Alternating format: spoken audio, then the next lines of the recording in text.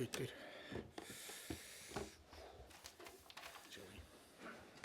Morning, guys. We'll start with a broadcast section with no embargo, followed by an embargo section for 10. You all right there? It's okay. Right. Okay, so the broadcast section with no embargo, followed by an embargo section for Take two. 10:30 p.m. tonight. No live tweeting in the broadcast section. James. Ange, the injury curse is striking in the press room, it seems, this morning. Look, when it rains, it pours, as they say. How's Radu? Is it too early to... Yeah, a bit early to tell. He obviously tweaked his ankle last night. He felt like he couldn't continue, so we just have to wait and see. Wait till he gets in today and then assess it from there. Is there any other issues after the game at all? Well, Jed got sent off, obviously, so we'll miss Jed. But from a sort of physical perspective, tired bodies. But apart from that, no other further issues. You mentioned previously that Ben Davies was close and that maybe Sunday is a possibility. Is that now a necessity to get him back in? No, it's he's ruled out, mate. He unfortunately had a setback of training, so he's probably out for another couple of weeks. So yeah, he's gone. So what options does that leave you defensively right now? Yeah, not many. Look, we're in a tough spot. We have been for a while. We've been kind of, getting through it for quite a while now, and keeping our fingers crossed we don't get any more issues. But the nature of football and the kind of the fixture scheduling we've had has just meant that we've always kind of been on a fine line of just being able to get through. But it's another test for us. But it is what it is. Whatever we need to deal with, we'll deal with and get ready for Sunday. In your career, have you ever experienced? No, not at this level. No, not at this level. Not for that extended period of time. There's always kind of been issues at different times, but not to this extent where, like I say, I think we've had close to pretty consistently 10 first-team players not available for a run of quite a significant run of games. So, definitely, first for me. January round the corner. I know you spoke previously about the recruitment strategy being disciplined at this club. Does that strategy have to be tweaked a little bit, considering the environment you find yourselves in? No, I still think you can be disciplined, but I said at the time it'll depend a lot of kind of where we're at. Once the window opens, and we're getting close to that now, so we've got a sort of clearer picture of kind of where we're at. And I still think we have to be disciplined. It's not just about bringing anybody in, but there's certainly a need for us to try and reinforce if we can. Everyone knows January's not an easy time to do that, but certainly the club's working hard behind the scenes to see what we can do to just help the players we've got at the moment who are giving everything in every game and sort of dipping into every bit of energy they have to try and get us through. I know the focus on will likely be defensively just because of the amount of bodies missing, but in terms of recruitment, are you looking at different areas of the pitch as well, and the attacking areas in particular? Yeah, look, I think, like I said, I just think we need to help some of these guys because,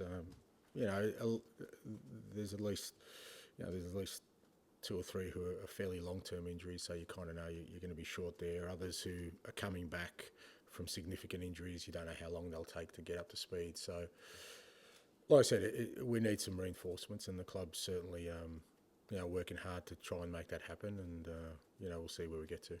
Cheers, Ange. Thanks, mate. Hi, this weekend, Wolves, last season, different manager, they managed to really challenge you twice. What do you expect for them this Sunday? Yeah, another good game. Good game for us. Good challenge for us. Obviously, new manager in Vitor, who I know pretty well because we crossed paths in Asia a couple of times, and obviously they had a great result last night. They definitely have some quality players who can hurt you in there, and we saw that last year. So a good challenge for us, but really important game for us back at home.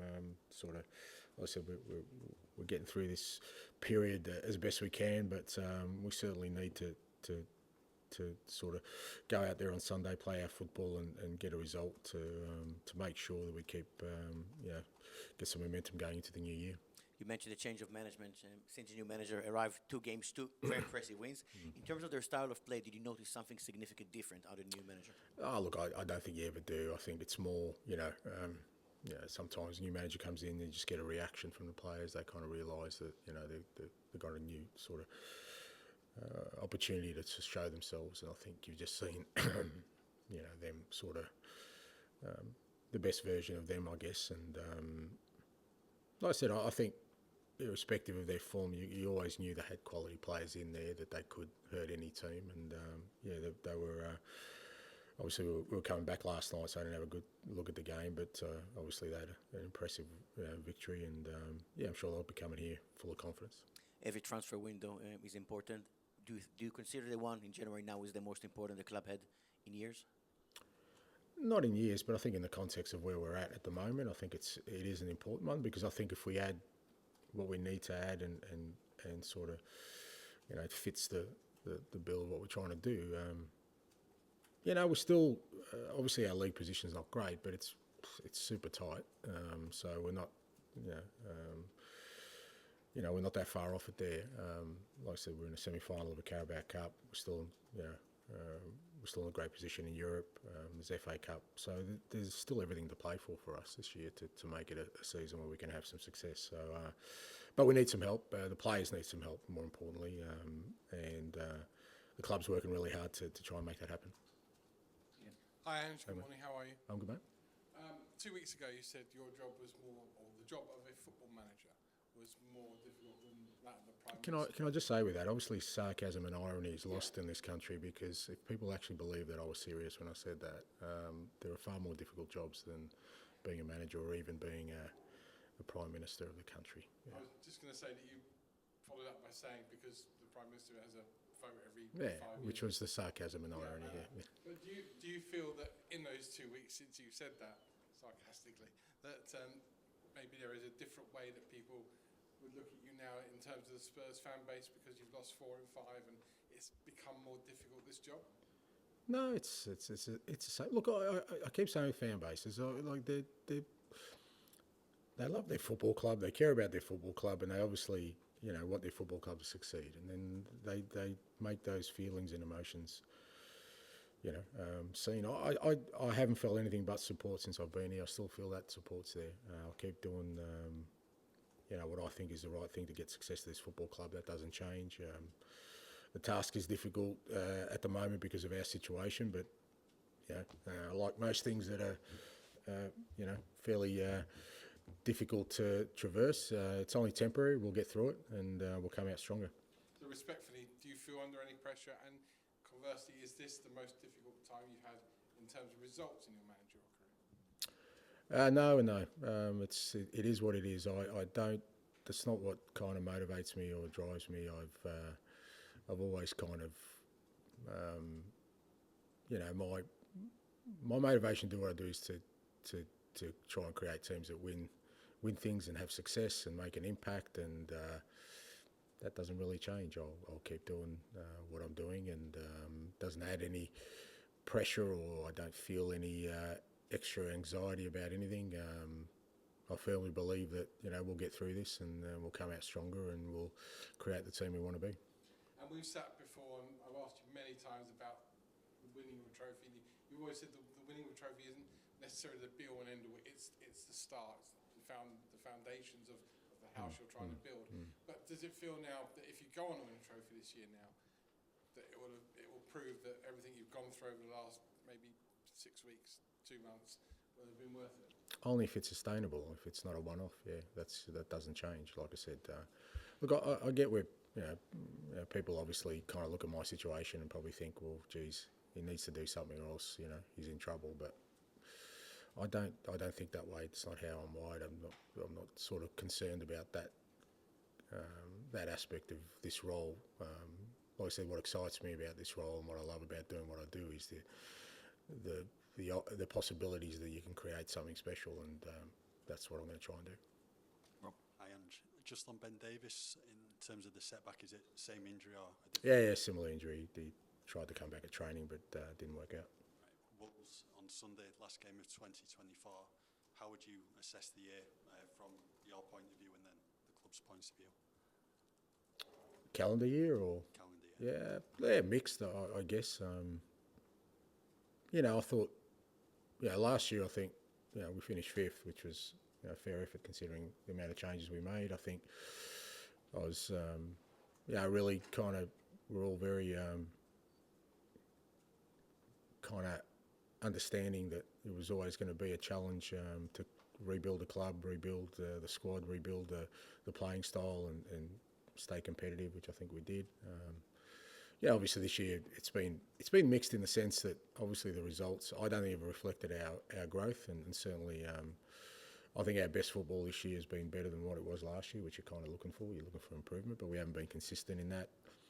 And we've also had the challenges of what's kind of been happening around the squad over recent times, which kind of taints things a little bit for us in terms of the progress we want to have made at this point. But I still believe we're on the trajectory to becoming the team we want to become. And like I said, we'll get through this difficult period and we'll get there.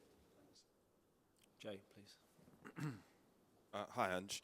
Just want to ask you, I think it's 2 wins out of 9 in the league this season where you've had more than 60% possession. So I just wondered, how can a team improve when you come up against teams that sit a little bit deeper?